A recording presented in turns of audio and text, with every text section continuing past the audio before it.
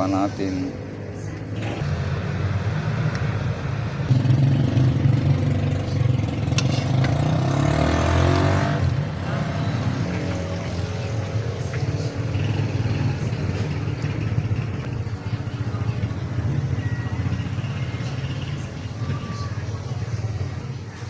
Sinit aside natin yung sabaw.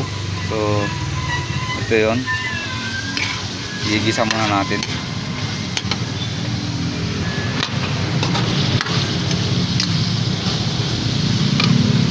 Ito ay may toyo na at saka oyster sauce.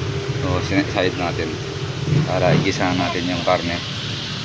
So brown na siya, medyo nagba-brown na siya. Balik na natin yung ating sabaw o broth. Ayan, balik na natin. Papakuluan natin. Panan natin. Lagyan natin yung kalamansi.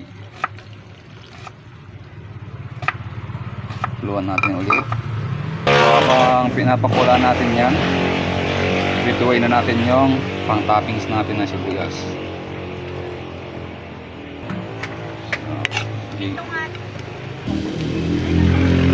Tag tayo ng toyo na siya. So luto na siya. Tapos na natin yung